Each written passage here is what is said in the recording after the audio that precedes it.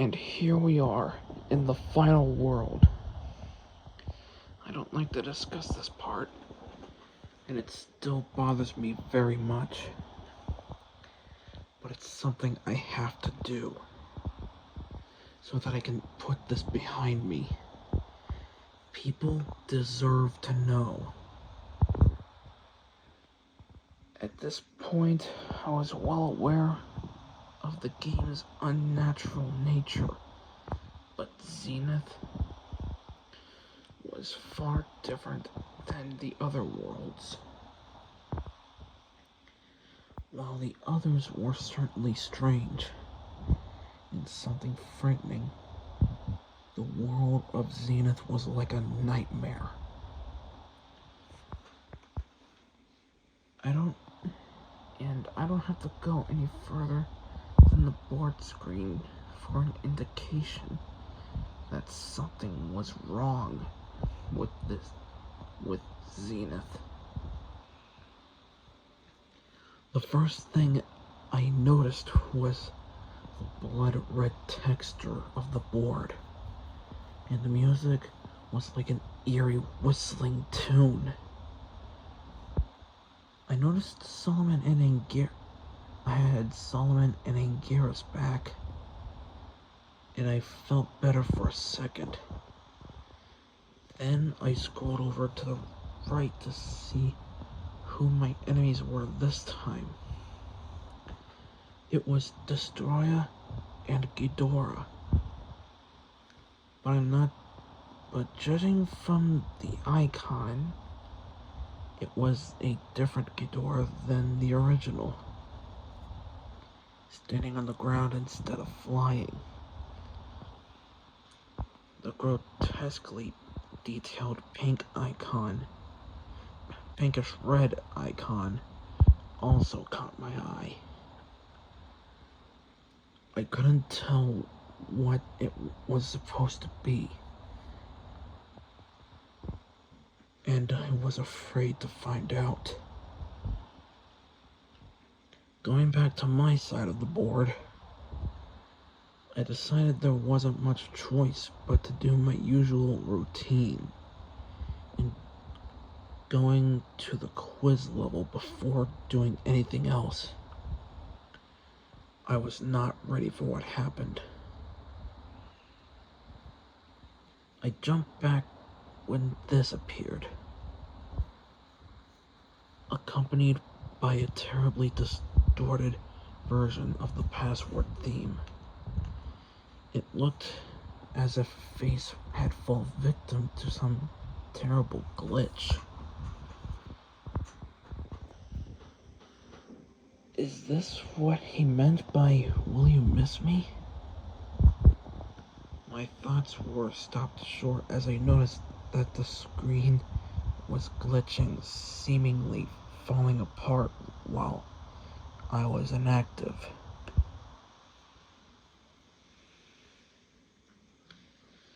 And so I quickly rushed out. And when I got back to the board, I had somehow gained a new monster. I hadn't even been asked if I wanted one. I tried to select it, but this happened. No! What the hell is going on? The game's behavior was scaring me. And I hadn't even started the levels yet. I couldn't understand why I was randomly given a new character and then denied use of it. But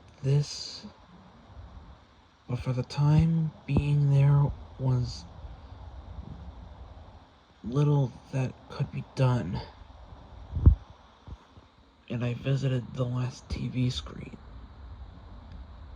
No animation, no music, dead.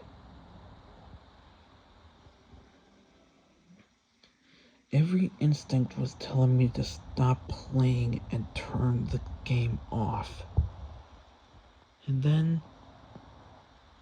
And And something in the game itself might have been trying to warn me as to just how horrible this last world was. But then, every stretch along the way, I was compelled to give up. I couldn't do that now on the last world.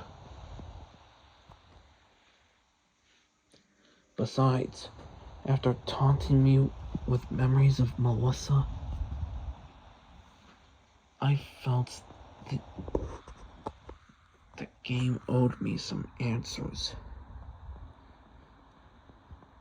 I noticed that the first level was a red temple, so at least I would be familiar with the level graphics, if nothing else. I went in with Godzilla, the monster I was most familiar with. Godzilla had been shrunken. The level and score meter had vanished, and the blue statue faces were back.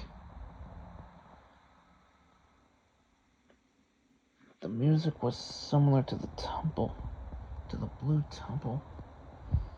Also, strange, haunting vocalizations. I tried to get my spirits up by thinking, well, if this level is like the blue temple, then that means there are no enemies to deal with.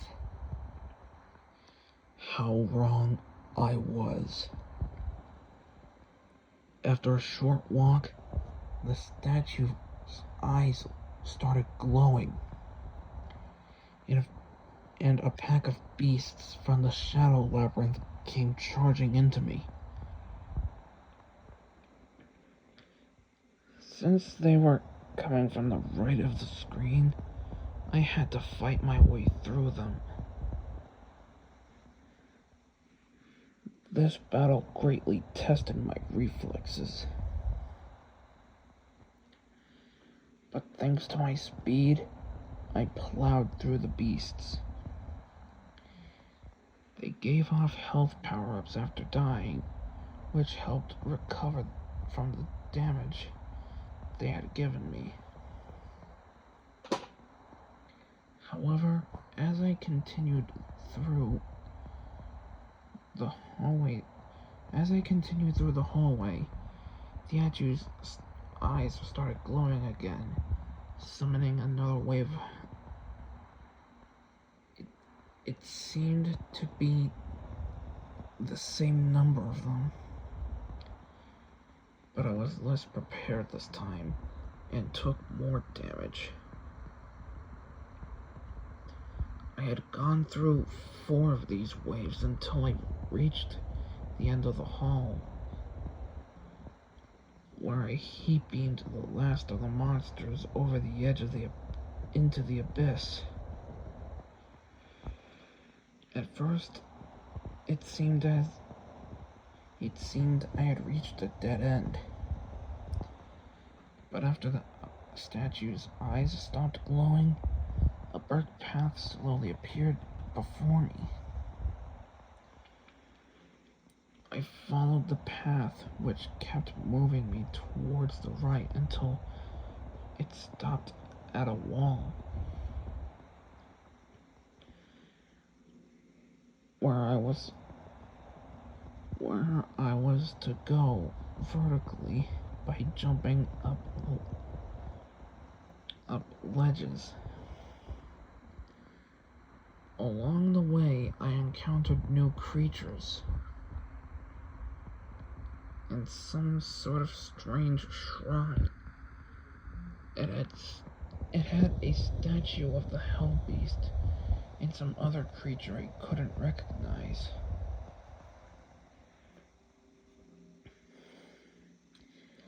as I went through, the path took a downward spiral.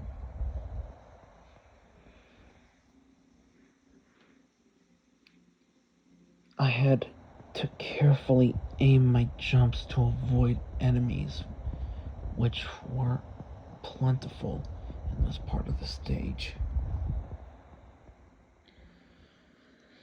They didn't have many attacks, but they could easily shove you over the edge of the platform.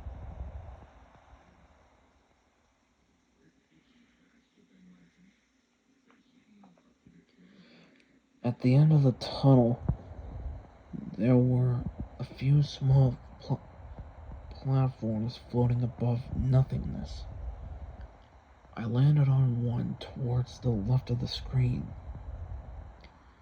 and then something came down from above. It looked like the blue angel from the graveyard, except now it was red and had a skull face. Any pleasant feelings I had from the blue angel were not present with this red one.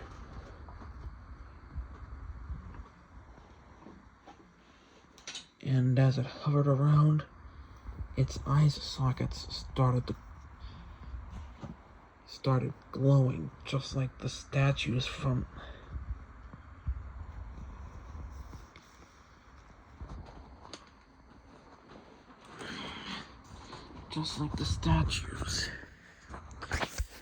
summoning monsters to attack me, making sure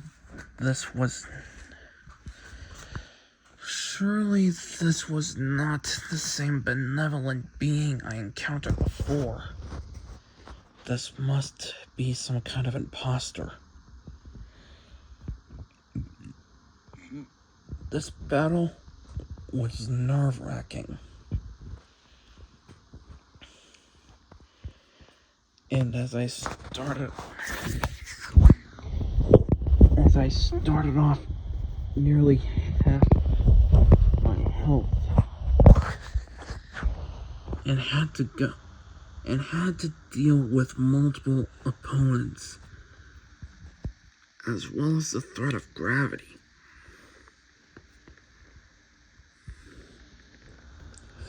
To make things even worse, as the red angel took some damage, some of the panels fell until only 3 remained. But my luck had not ran out yet. Just when I thought it was over, I struck the red angel one more time. And it turned out that one last hit was all it could take.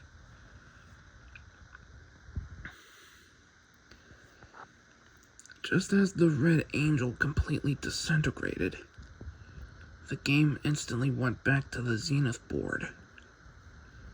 I moved Mothra over to the nearest stage from the red temple, which seemed a garbled mess of letters spelling kill, and began playing. As expected, all the level graphics were made of jumbled letters. And Mothra, just like Godzilla, had shrunk to half size. I began to suspect all of the zenith levels would be like this. The background music was terrible. Like if someone put all the sounds an NES was capable of making into a blender and then piecing them back together into a song. I had to turn the volume down because of it.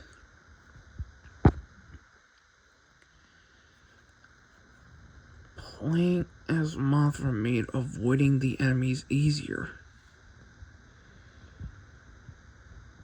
but they were nonetheless determined to get to me. The first enemies I saw were headless Gigans, and the latter and later on, there were hybrid monsters pieced together from previous bosses, like the Biolante-headed things seen above. 5 minutes had gone by, as I didn't see anything new, and the level shifted to another segment. The music changed from loud and annoying beeps to something far more ambient and menacing. The level graphics also changed, now looking like a blood-drenched junkyard.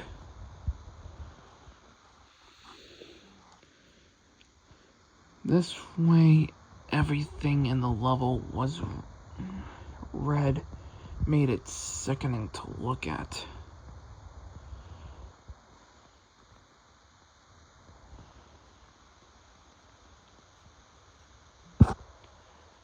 The enemies multiplied in number,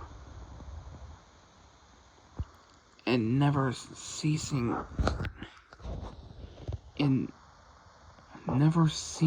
to follow after me.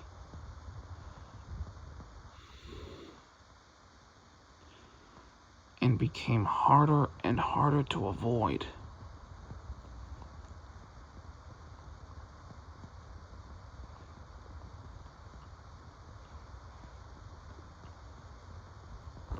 And at the end of the level, the situation reached a climax as the swarms of monsters fused together into one enormous, terrifying hybrid.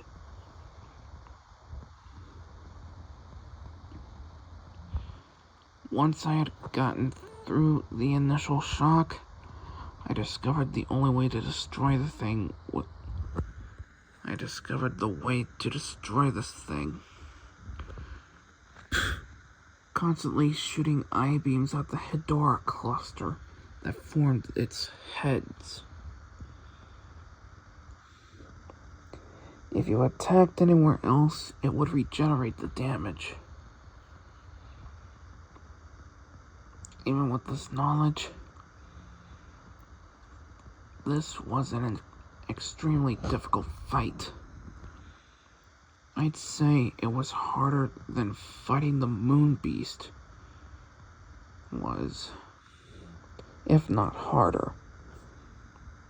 Its most common attack was lunging forward with its arms, covered in Gigant's saws and blades. If they touched, they would have instantly drained health. But when it was over, the remaining monsters collapsed into a heap. Then they and the ground below them started to disintegrate and sink below the bottom of the screen.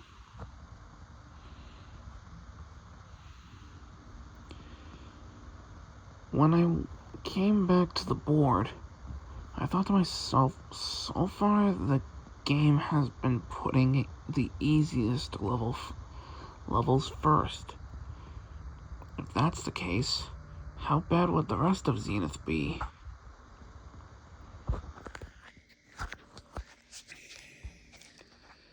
With 2 levels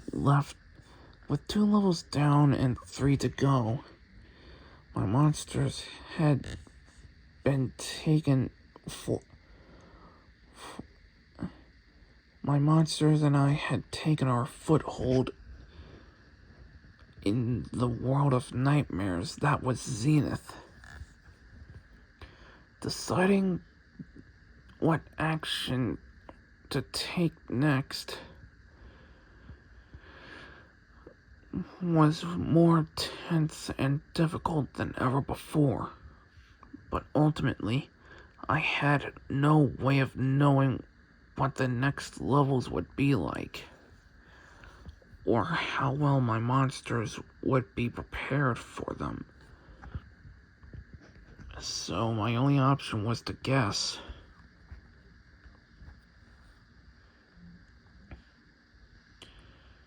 I tried to interpret what the icons of the next levels ahead of me were.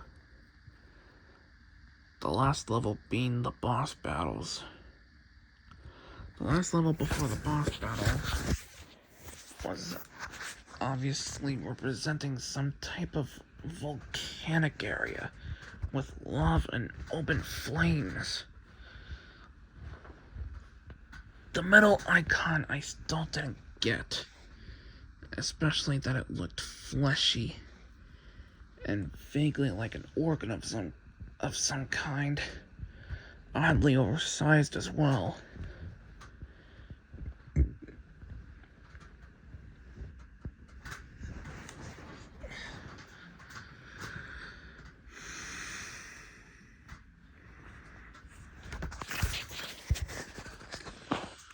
The one I was nearest to was about... The one I was nearest to and about to enter next was like thorny vines covered in a puddle of blood. I guessed this would be called... I guessed this would be a level with blood rivers, like the chase level in Dementia. As such, I went with Anguirus because due to his rolling move, he would have the fastest speed when submerged. The level which I called Blood Lake looked like I expected. Rivers of blood accompanied by thorn-covered vines, which were scattered along the sides of the ground. The music was rather faint, but I could hear a distinct drum beat and a few other instruments. A lot of echoes and sometimes it sounded like someone was hitting a drum underwater. I was disappointed to see that Anguirus had been shrunk just as Mothra and Godzilla had been.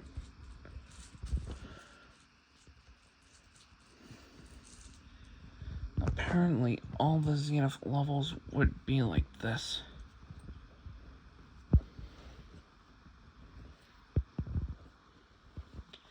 I felt less secure with my giant monsters no longer so giant.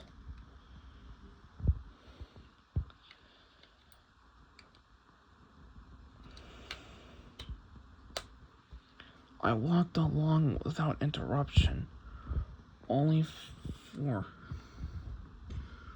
for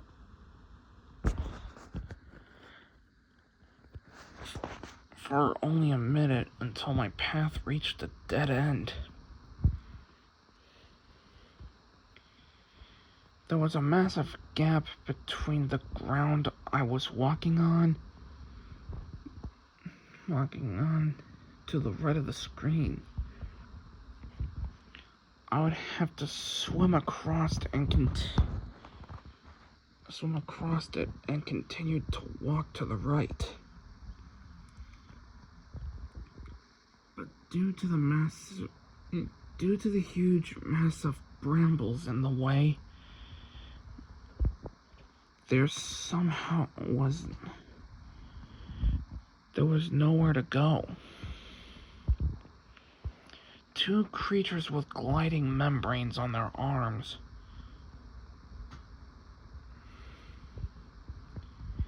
and lamprey-like mouths were perched on the outstretched vines and screeching at me like a crow does to an invader of its territory. Another unnerving display of possible sentience by the creatures of this game.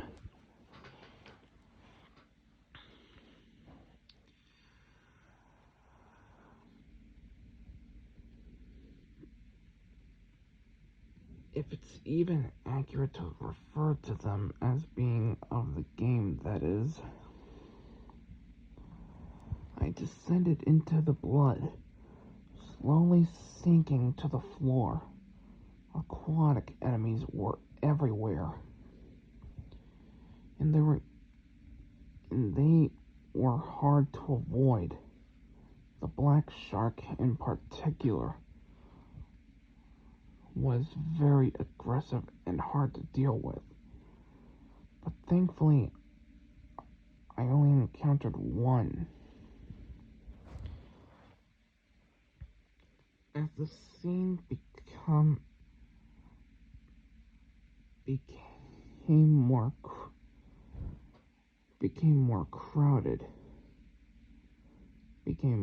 and more crowded, I swam up to the surface to find that it was littered with floating corpses. Creepy, but at least they're not a threat. Or so I thought.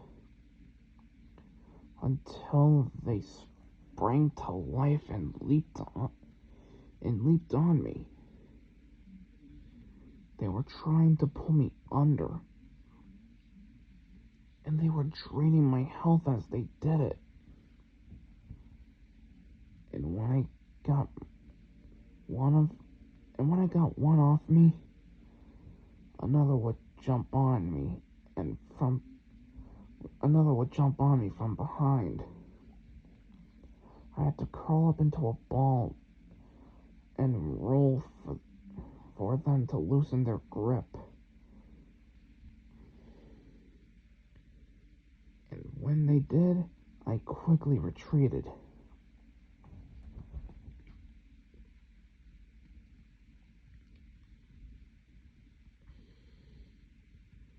It wasn't long before I reached another land path. A note regarding the brambles. You can stand on them, but it causes pain. And you can also destroy some of the vines, but only the thinner ones. I had to destroy multiple vines, as well as dealing with more enemies. I was interrupted by a screen. The screen was only up for about 30 seconds.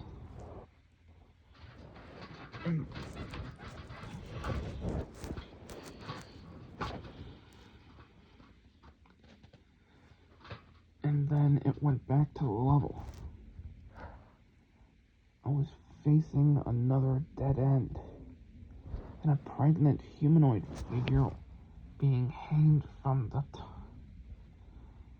top right of the screen by a spine or umbilical cable.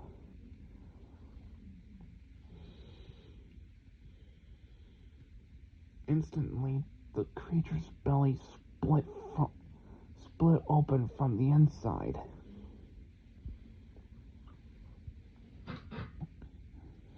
It came flying towards me, making a shrill hacking scream. I was forced to move back. The bat was a highly mobile boss. As I moved back along the ground, the monster then opened its mouth and shot out a barrage of needles. I jumped over them and managed to give it a blow to the head, and it started flying out of my reach. As the bat was flying, it shot strings of fire from its eye sockets.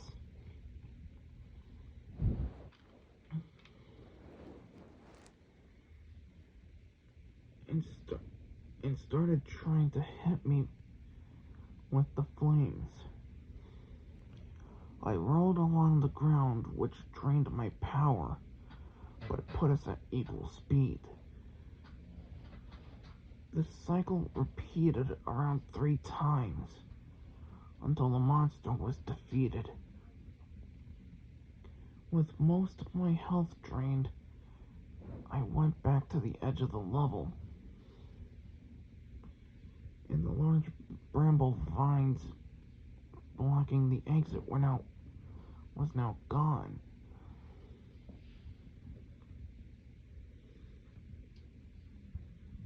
Now only 2 levels left to go. Who to send this time? Godzilla, Mothra, and Anguirus had all completed 1 level, leaving Solomon, and also the mysterious 5th monster. I tried to access it with no luck. I chose Godzilla again for the next level, and Solomon for the final one. The second to last level was what I referred to as the organic level, which was the most visually unpleasant of them all. Right from the start, I could see that the graphics were freakishly different. The atmosphere was gruesome and foreboding, with the addition of loud, droning music. I was dreading what I would see in these levels.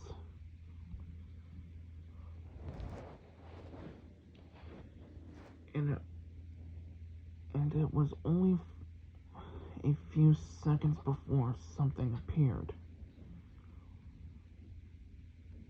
2 hideous things. It's hard to describe most of this level. Everything had this disturbing, semi-real look to them. Most of the enemies look halfway between real animals and misshapen lumps of gore and teeth. It's also worth noting that all of them were considerably larger than Godzilla. And although the majority were not very intelligent, each of them took around 30 plus hits to kill. Due to this, it was a better idea to run away from them than fight.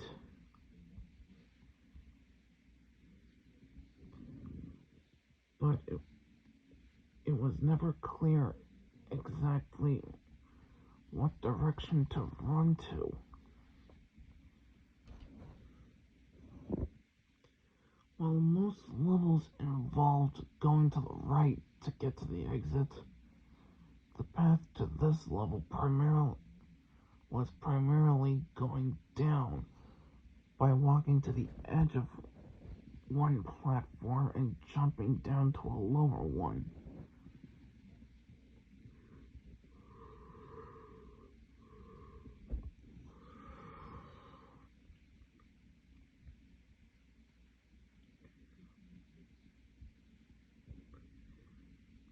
There was no way to make sure you were going the right way, nor apparent means of getting back up. The higher platforms, nor any apparent means of getting back to the higher platforms if necessary. Also, certain enemies acted as if they were aware you had to jump down. It would just stand at the edge of the lower platform, waiting for you. When this happened, I would have to walk back and wait until the monster would leave.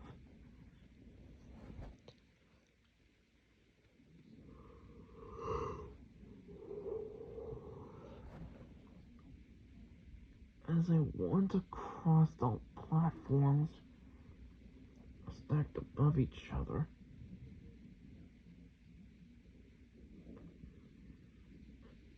with little space between, looking like a maze, this meant I couldn't jump, and it made escape from the enemies difficult. Thankfully, the only enemies able to fight through these mazes, able to fit through these mazes,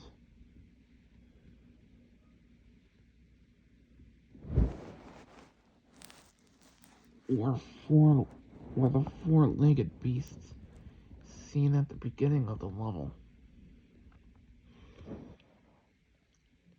Adding to the difficulty were long tapeworm-esque monsters that would rise themselves up between the platforms and trapping you. The only attack they respond to was the heat beam.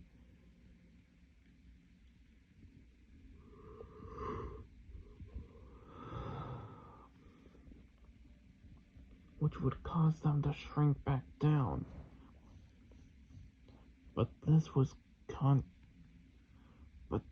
costing even more power, and I couldn't afford to do without the heat beam for long.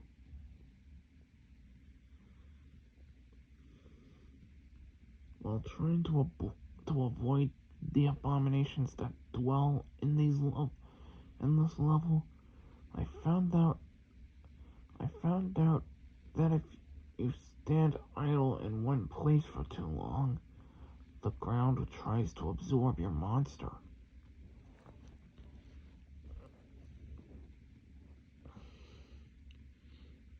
I think it was around about 4 minutes before the end of that this level was making me physically sick. The tension was getting to me, and having to take in all these disgusting sights made me want to puke. I nearly did pause the game and look for a bag, but I was able to hold it together.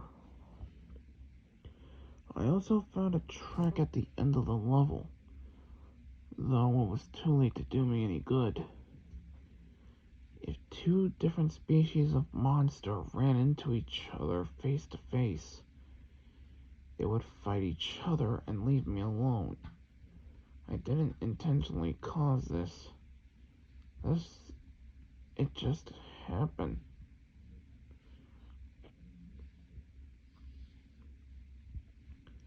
Finally, I was at the end. It came time for another boss fight. It was certainly ugly, and not as horrific as I feared it would be. But more important than dealing with its appearance was defeating it. And since I had less than half my health bar to start with, there was no room for errors. was attached to the floor when I saw it. But after 10 hits, it detached from the floor and began floating. It moved fast, and unlike the Blood Lake's boss, he wasn't impeded by any sort of gravity. It was even able to fly through the ground without any collision effect.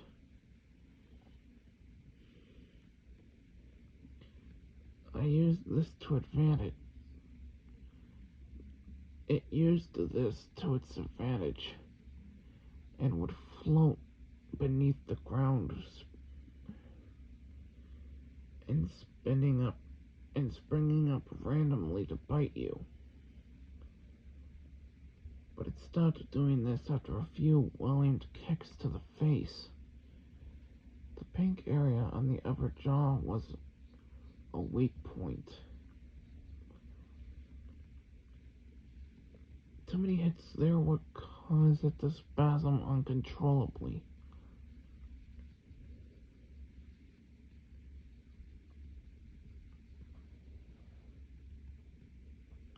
The new strategy was rapidly floating up and down while moving back and forward and forth across the stage, trying to consistently keep its jaws aimed towards me.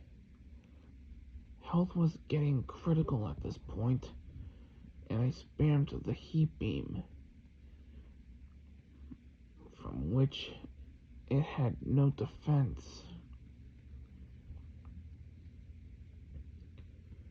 In the last stretch of the battle, the monster had lost its mind, rushing back and forth and gnashing its jaws. I had to duck under it, and then strike while its back was turned. 20 more hits, and it was destroyed. One last level to go. And then it was down to one last level. I didn't hesitate. I selected Solomon and entered, perhaps a little too fast. The level was definitely the peak of disconnect between what the NES was graphically capable of and what the game could create. The music also caught my attention. It was one of the only songs that appeared more than once. The horrible screeching from when the Hell Beast appeared in the graveyard.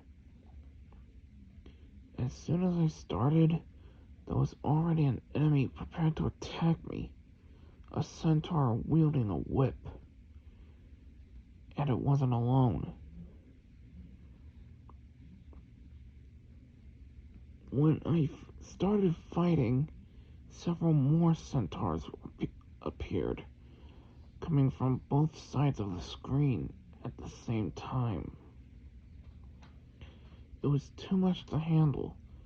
Solomon's flight saved me from taking too much damage at the start of the level. The centaurs followed after, but seemed to be unable to jump.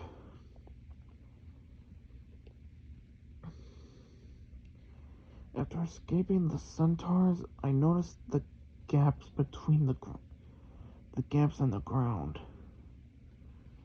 While trying to avoid the jumping sword-mouthed enemies,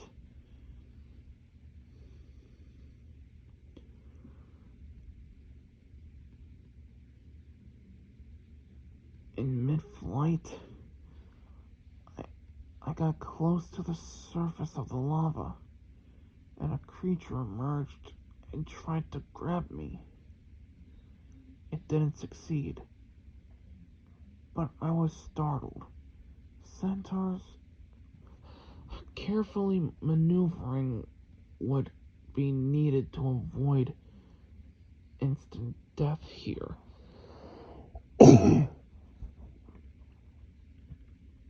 As new enemies approached, the levels soon became very difficult. A lot of trouble came from stocky demons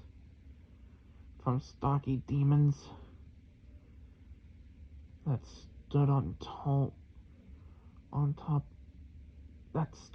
top of tall, narrow mountains and spewing fire. I got them by waiting until their back was turned and hitting them with a flying kick, which made them fall into the lava. It was at this time I noticed that I wasn't gaining any health from killing enemies.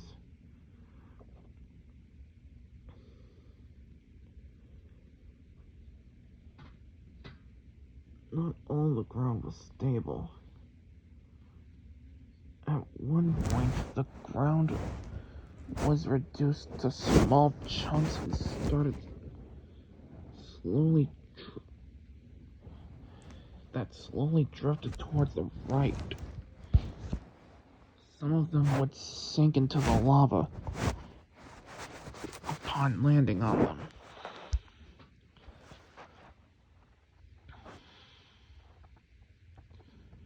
There was no way to tell which one would sink and which ones would not.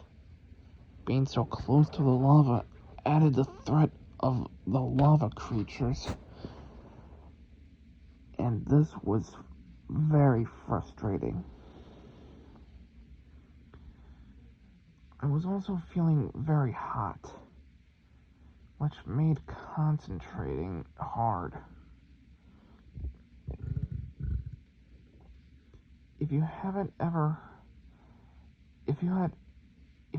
ever had a heat rash, it felt similar to that. I had periodically stopped for water because of it.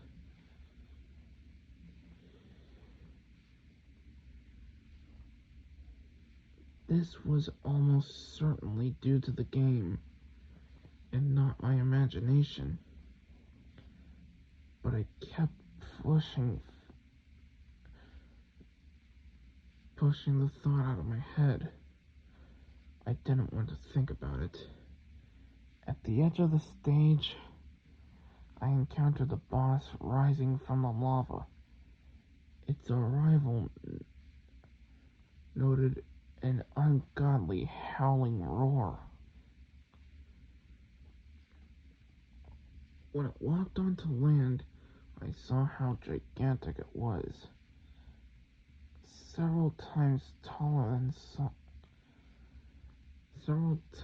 the size of Solomon.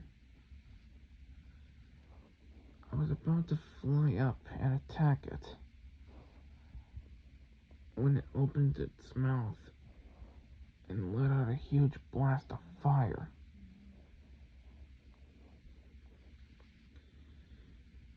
I had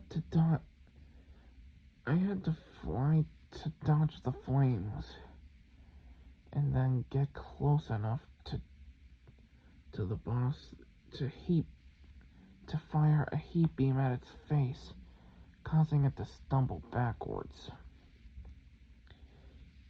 If it didn't stumble backwards, it would have kept moving left until it forced Solomon into the lava. As there was no more ground within reach, the beast had to wait between uses of its fire breath,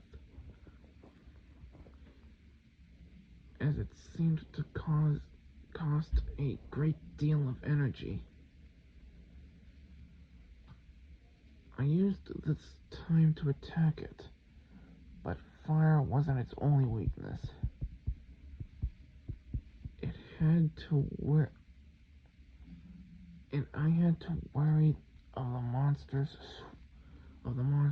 swatting at me with its clawed hands.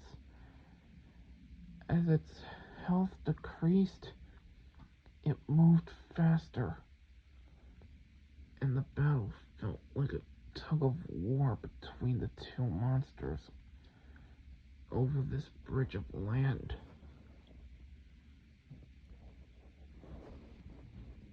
After about 40 hits, it was defeated, tumbling backwards into the lava from whence it came. And then the final stage had been completed.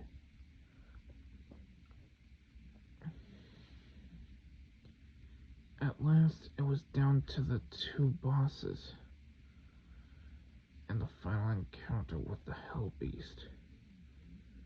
For some reason, I thought Ghidorah would be easier to defeat, so I confronted him first.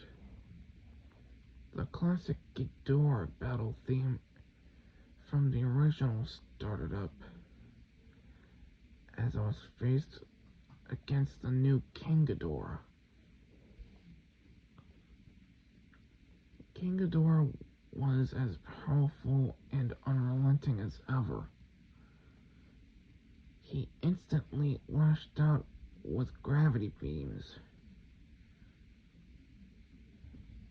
which were more damaging than Godzilla's heat beam. It became a struggle of constantly beating Ghidorah at every opportunity to keep it from using the attack. Ghidorah soon saw through my tactic and started using physical attacks as well. He would strike with each of his necks, knocking me backwards and making it impossible to get close enough to punch him. But I had an idea. To wait for him to lunge with one of his heads and immediately blast it with the heat beam. It worked, and to my surprise, the heat beam actually obliterated Ghidorah's middle head. It was only a few seconds before I realized what this would lead to, and sure enough, King Ghidorah was using the power of the glitch to transform into Mecha King Ghidorah. But what really shocked me was the sudden change of music. I had heard it before, but it wasn't from the original NES game. It was from the game Super Godzilla during the Mecha King Ghidorah fight. Mecha King Ghidorah's first attack was its most deadly, the machine hand. Very similar to Gigan's saw, it immobilizes the monster and rapidly drains the health bar. Fortunately, Ghidorah could do it.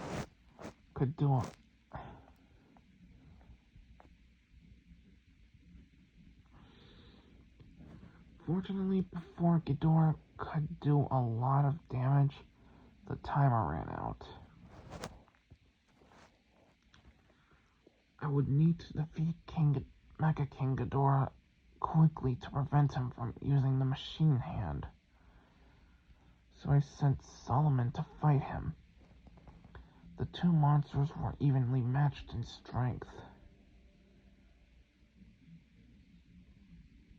But Solomon was faster, and by slashing and heat beaming without pause, the cyborg monster soon met its end. With Ghidorah defeated, I returned to the board. I now outnumbered the enemy by 4 monsters to 1. Victory seemed to be soon at hand.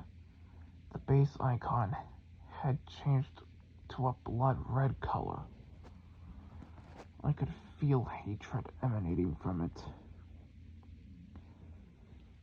Starting the fight against Destroyer with Anguirus, and the music was the same as Ghidorah's.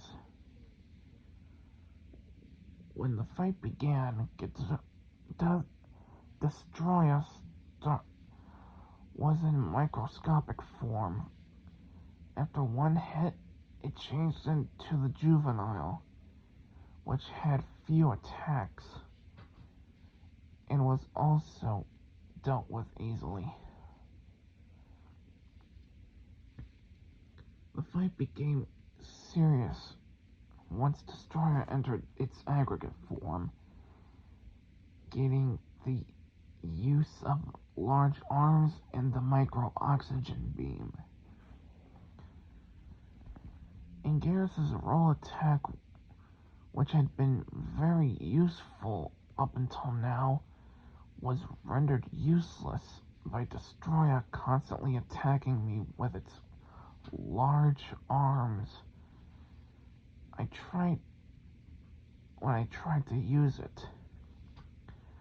For this part of the fight, I had to rely on brute strength.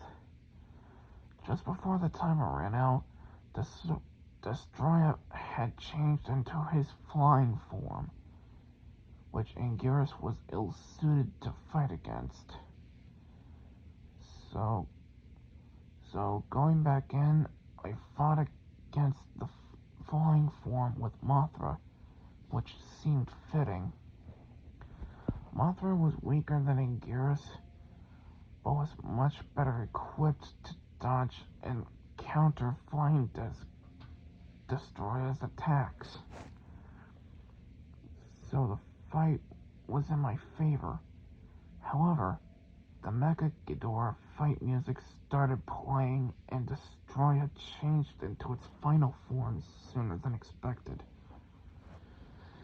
which drastically turned the tables. Mothra's attacks were doing very little to Destroyer. I had to move furiously to avoid damage while waiting for the timer to run out. Even though it would be near impossible to defeat Destroyer as Mothra, I still had 3 other monsters. Final form Destroyer was very resistant to taking damage, and the heavily armored foe would not be defeated without a long fight. In the last part of the fight, I wasn't using much strategy, just attacking as brutally and as fast as I could.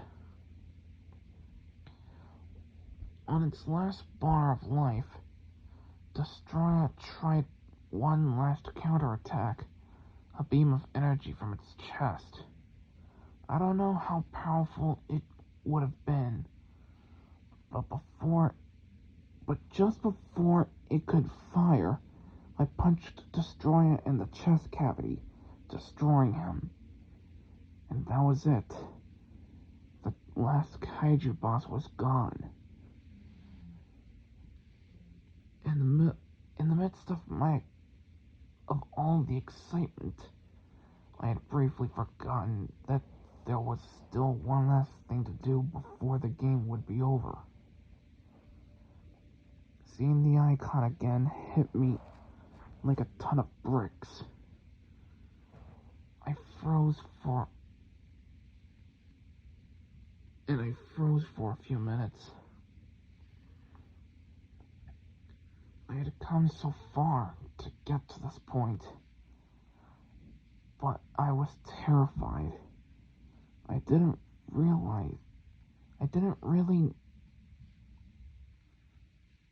really did not want to know what the last encounter was going to be like. Before I could let myself think about it any longer, I moved Godzilla over and began the stage. You're here now. This is the end. Just one last thing, and then it's all over. And when the screen changed, there was nothing. Just Godzilla and a black screen. I walked back and forth, fired a heat beam, but nothing happened until I heard something.